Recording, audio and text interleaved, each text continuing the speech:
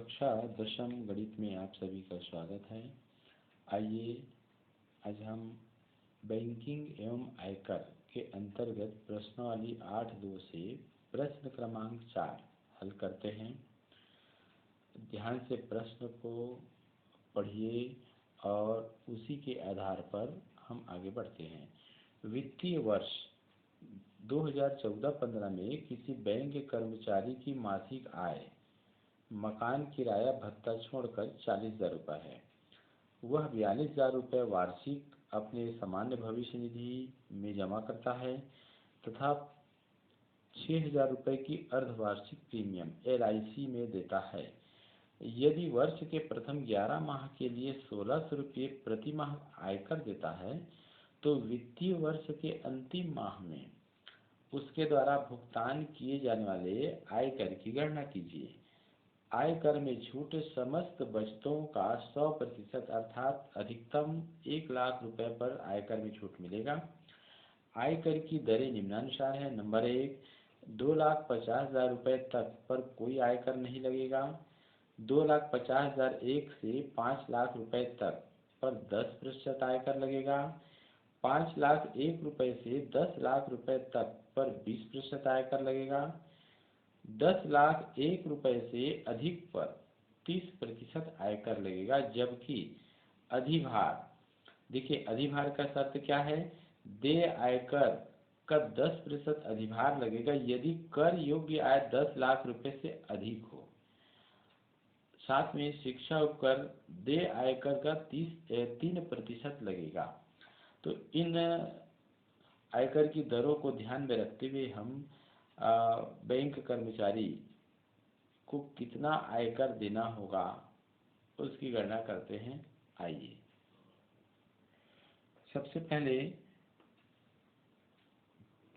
Bank कर्मचारी, तो एक बैंक कर्मचारी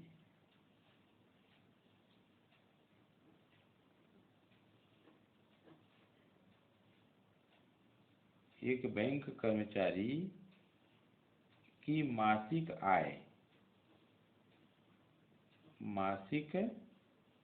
आय कितनी है, तो ये है 40,000 रुपये।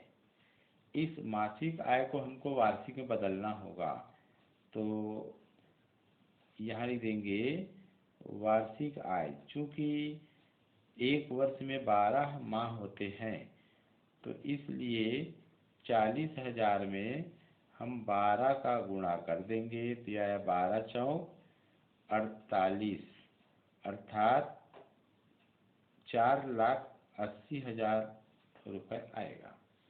ठीक है, तो बैंक कर्मचारी की वार्षिक आय 4,80,000 रुपये होगी। ठीक है, दूसरा बिंदु में इसमें कहते हैं दूसरे स्टेप में कि चूंकि यह दान तो दे नहीं रहा है इसलिए अब हम सीधे बचत की गणना पर आएंगे। तो यहाँ पर लिखेंगे बचत अथवा जमा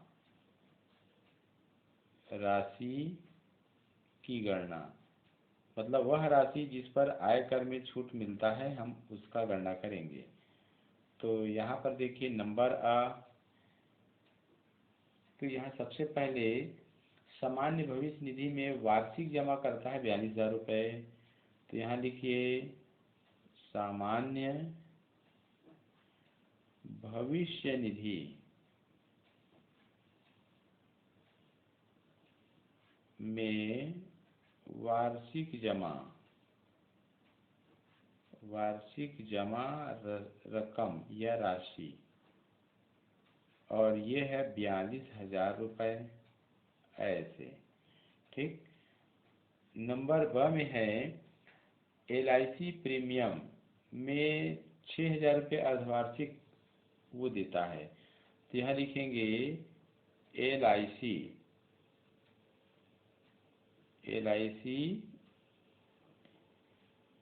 प्रीमियम में वार्षिक जमा राशि। ध्यान दीजिए अर्धवार्षिक प्रीमियम होता है 6,000 का, तो वार्षिक प्रीमियम में क्योंकि एक माह में एक वर्ष में 2 अर्धवार्षिक होते हैं, तो वार्षिक जमा में क्या करेंगे, 6,000 में 2 का गुणा कर देंगे तो अर्धवार्षिक जो है वार्षिक में बदल जाएगा, तो 6 दूनी 12,000 रुपये ऐसे। ठीक है। अतः कुल बचत, तो कुल बचत क्या करेंगे, दोनों को जोड़ दीजिए, 42,000 रुपये और धन 12,000 रुपये, तो ये आ जाएगा टोटल, ये हो जाएगा 54,000 रुपये। तो कुल बचत 54,000 रुपये आया। तो वार्षिक आय 4,80,000 में से 54,000 को घटा देंगे तो कर योग्य आय है ना हमें मिल जाएगा। तो तीसरा बिंदु कह सकते हैं कर योग्य आय अर्थात वह राशि जिस पर आयकर की गणना करनी होगी। ये मिल जाएगा वार्षिक आय में कुल बचत को घटाने से, कुल जमा बचत की राशि को घटाएंगे। तो वार्षिक आमदनी है 4,80,000, जिसमें कुल बचत कितना है 54,000 ऐसे। तो ये अब इसमें 4,80,000 में 54,000 को घटाइए तो ये आ जाएगा 4,26,000 रुपये, अर्थात 4,26,000 रुपये ही वह राशि होगी जिसपे कर का निर्धारण किया जा सकेगा। ठीक है। तो अब यहाँ पर आय कर की गणना करनी होगी, दिए गए दर के आधार पे आय कर की गणना। ठीक। तो आय कर की गणना कीजिए। तो नंबर अ जो भी दर दिया है, जैसे प्रश्न में एक बार फिर से आप देखिए, प्रश्न में यहाँ पर 2,50,000 रुपये तक पर आयकर शून्य अर्थात कोई कर नहीं कहा गया है। तो 2,50,000 रुपये तक पर आयकर, तो यहाँ पर है कोई कर नहीं है मतलब शून्य हो जाएगा। नंबर ब 2,50,001 रुपये से, देखिए ध्यान दीजिए, 2,50,001 रुपये से 5,00,000 रुपये तक पर 10% लगेगा। पर चूंकि इस बैंक कर्मचारी की मतलब जो कर योग्य आय जो प्राप्त हुई है वो 4,26,000 ही है, 5,00,000 से कम है। तो यहाँ पर 2,50,001 रुपये से 5,00,000 न लिख करके 4,26,000 हमको लिखना होगा। तो यहाँ लिख देंगे 4,26,000 रुपये तक पर 10% आयकर लगेगा,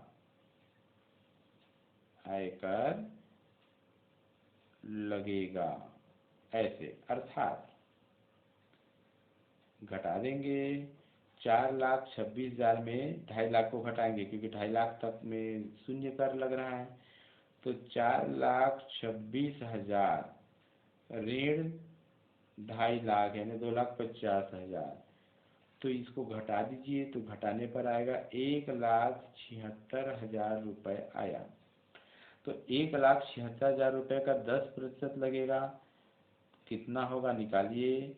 तो ये हो जाएगा 1,76,000 गुणित 10/100 ऐसे। एक शून्य कट गया, एक शून्य यहाँ से कट गया, तो ये राशि आया 17,600 रुपये। ठीक है।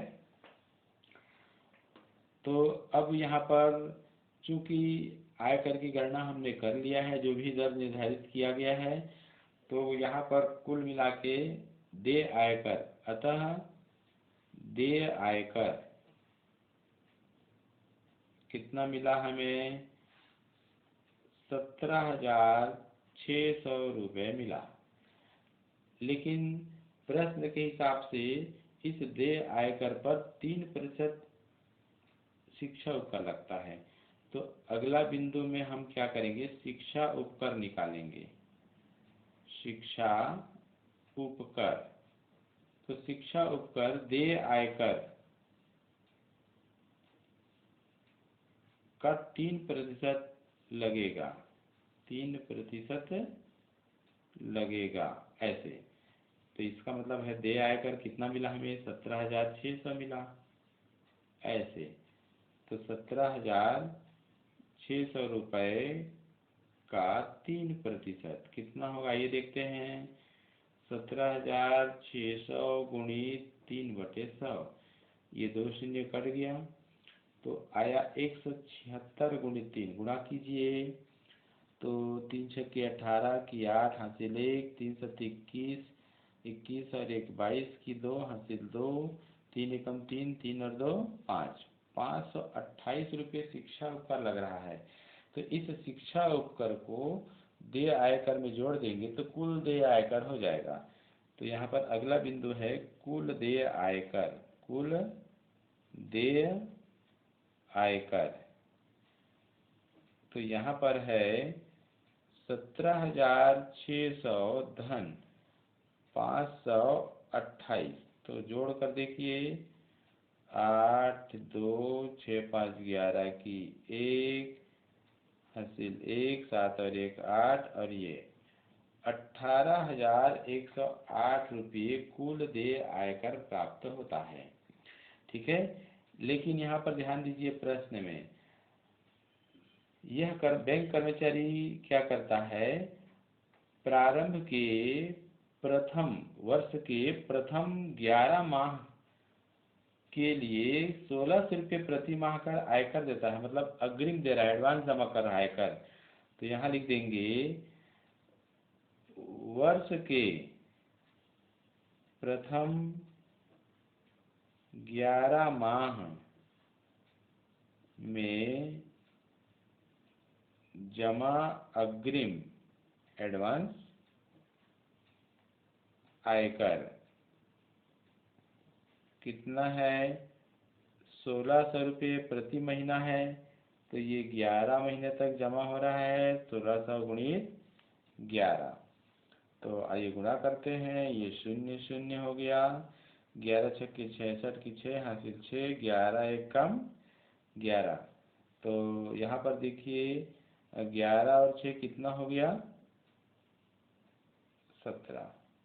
ठीक है, तो 17,600 रुपये अग्रिम जमा कर चुका है। ठीक है, तो जो बचेगा देखिए कुल देय आयकर कितना है, 18,128, जिसमें उस व्यक्ति ने, उस बैंक कर्मचारी ने 11 माह में 17,600 वो जमा कर चुका है। देना है टोटल 18,128, जिसमें वो 17,600 रुपये दे चुका है। तो अब जो बचेगा, दोनों का जो अंतर आएगा, वही राशि अंतिम माह अर्थात 12वें माह में उसके द्वारा दिया जाएगा। तो यहाँ पर है 8वां वित्तीय वर्ष के अंतिम माह में अर्थात 12वें माह में ना, अर्थात 12वें माह अंतिम माह में देय आयकर, देय आयकर तो 18,128 में 17,600 को घटा देंगे तो ये आता है 528 रुपये ऐसे। ठीक है, तो इस प्रकार से हमारे पास 2 आंसर हुआ। एक तो कुल देय आयकर कितना हो गया, 18,128, और वर्ष के अंतिम माह में अर्थात 12वें माह में उसके द्वारा देय आयकर कितना हो गया, 528 रुपये। इतना उसको अंतिम माह में देना होगा आंसर। ठीक है, आइए अब हम प्रश्न क्रमांक 5 को देखते हैं। वित्तीय वर्ष 2012-13 में राजेश की कुल वार्षिक आय 5,25,000 रुपये है। वह सामान्य भविष्य निधि में 8,000 रुपये प्रति माह जमा करता है तथा 8,000 रुपये अपने भारतीय जीवन बीमा का, देखिए, वार्षिक प्रीमियम देता है। यदि वह 2 लाख रुपए तक कोई आयकर नहीं देता है तथा 2 लाख रुपए से अधिक आय पर 10% की दर से आयकर देय हो एवं आयकर में छूट सभी बचत पत्रों का 100% अर्थात अधिकतम सीमा 1 लाख रुपए है, तो राजेश के द्वारा देय आयकर की गणना कीजिए, जहां शिक्षा उपकर देय आयकर का 3% है।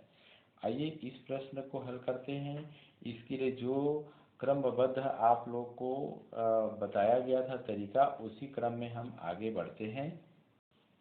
आइए सबसे पहले हम राजेश की कुल वार्षिक आय कितनी है लिख लेते हैं। राजेश की कुल वार्षिक आय कितनी है, तो 5,25,000 रुपये है, ऐसे लिख लिए। इसके बाद हम यह देखते हैं प्रश्न में, यदि राजेश ने कुछ दान दिया हो उसको ज्ञात करते हैं, दान की राशि को, परंतु यहाँ पर दान की राशि शून्य है। तो अब हम बचत की गणना करेंगे। यहाँ पर है बचत की गणना, बचत की गणना, ठीक है। कर में छूट मिलता है इससे, तो नंबर आ। यहाँ पर है सामान्य भविष्य निधि में 8,000 रुपये प्रति माह है, तो सामान्य भविष्य निधि में वार्षिक जमा, देखिए प्रश्न में मासिक जमा बोला है लेकिन हम यहाँ पर वार्षिक याद करेंगे। वार्षिक जमा राशि, तो वार्षिक जमा राशि तो ये हो जाएगा, चूँकि 8,000 रुपये प्रति माह है और एक वर्ष में 12 माह होते हैं, तो 12 से गुणा कर देंगे, तो 12×96, 96,000 रुपये ये वार्षिक जमा हो गया। नंबर ब, और इसमें बचत है भारतीय जीवन बीमा का वार्षिक प्रीमियम, भारतीय जीवन बीमा का वार्षिक प्रीमियम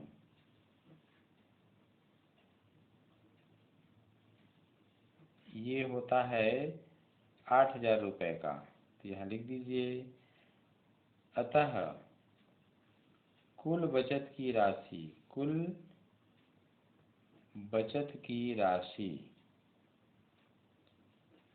कितना है जोड़ दीजिए, तो 96,000 धन 8,000, तो इसको जोड़ेंगे तो ये आ जाएगा 1,04,000 रुपये, ठीक है।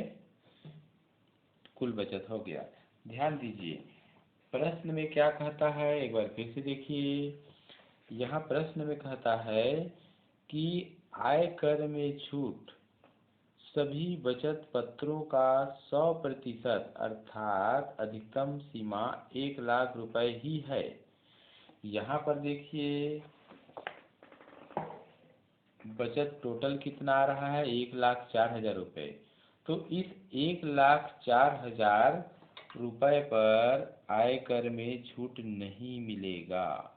अधिकतम छूट कितना मिलेगा, 1 लाख पर। तो यहाँ लिख देंगे, चूंकि सभी बचत पत्रों पर अधिकतम 1 लाख रुपए तक ही छूट मिलेगा। ठीक है ना। अतः कर में छूट हेतु बचत की राशि बराबर 1,00,000 रुपए है। ठीक। तो अब हमको क्या है, अब हमको कर योग्य आय निकालनी है। तो तीसरा बिंदु है कर योग्य आय। कर योग्य आय ज्ञात करने के लिए क्या करेंगे, देखिए कुल वार्षिक जो आय है उस वार्षिक आय में कर में छूट हेतु बचत की राशि अर्थात 1,00,000 को घटाएंगे। तो यहाँ पर है बचत की राशि, ये कर में छूट हेतु है ना, कर में छूट हेतु। तो वार्षिक आय है 5,25,000, तो यहाँ लिख देंगे 5,25,000 और यहाँ पर छूट केवल 1,00,000 रुपए में मिल रहा है। तो इसको घटाएंगे तो यह जाएगा 4,25,000 रुपए। ये कर योग्य आय है। अब हमको आय कर की गणना करनी होगी, जो भी निर्धारित दर है उससे। तो यहाँ लिख देंगे आय कर की गणना ऐसे। तो नंबर प्रश्न कहता है कि 2,00,000 रुपए तक कोई आयकर नहीं दिया जाता है। तो यहाँ लिख देंगे 2,00,000 रुपए तक पर आयकर बराबर 0 है। फिर प्रश्न कहता है 2,00,000 रुपए से अधिक पर 10% की दर से आयकर देय होगा। तो 2,00,000 रुपए से अधिक पर 10% की दर से आयकर लगेगा, की दर से आयकर लगेगा। अर्थात ध्यान देना है यहाँ 2,00,000 से अधिक अर्थात कितना है, 4,25,000 है। तो 4,25,000 में से 2,00,000 पर तो कोई आयकर नहीं लगेगा। तो 2,00,000 से अधिक कितना आ रहा है, तो यहाँ पर 4,25,000 में 2,00,000 को घटा देंगे ऐसे। तो ये आ जाएगा 2,25,000। कितना आ गया, 2,25,000 रुपए का 10% लगेगा। तो आइए ज्ञात करते हैं 2,25,000 का 10% क्या होगा। तो गुणित का की जगह गुणा का चिन्ह और 10% यानी 10/100। एक शून्य कट गया, ये शून्य कट गया। तो ये राशि मिल गया हमको 22,500 रुपये ऐसे। ठीक है। अब हमको शिक्षा उपकर इसमें निकालनी होगी। तो अगला इसमें बिंदु आ जाता है शिक्षा उपकर की। ठीक है। तो शिक्षा उपकर, ये जो देय राशि है ना, देय आयकर का 3% लगेगा, 3% लगेगा शिक्षा उपकर। तो देय आयकर कितना है, 22,500 है जी ऐसे। और का की जगह गुणा 3% अर्थात 3/100। ये 2 शून्य कट गया ऐसे। तो ये आ गया 225 गुणित 3। आइए गुणा कर देते हैं। 3 पंचे 15 की 5 हंसिलेख 3 दूनी 6 और 1 7, 3 दूनी 6। तो 675 रुपये शिक्षा उपकर लग रहा है। कितना लग रहा है, 675 रुपये शिक्षा उपकर। तो अब हमको क्या करना होगा, कुल देय आयकर निकालनी होगी। कुल देय आयकर, तो यहाँ पर जो देय आयकर कितना है, देय आयकर और धन शिक्षा उपकर, शिक्षा उपकर, तो यहाँ पर देय आयकर है 22,500 और शिक्षा उपकर है 675, तो ये आ गया 23,175 रुपये होगा। ठीक है, तो प्रश्न एक बार फिर पढ़ते हैं कि आंसर में क्या लिखना है। तो यहाँ कह रहा है ये कि राजेश के द्वारा देय आयकर की गणना कीजिए, तो लिख देंगे अतः राजेश के द्वारा देय आयकर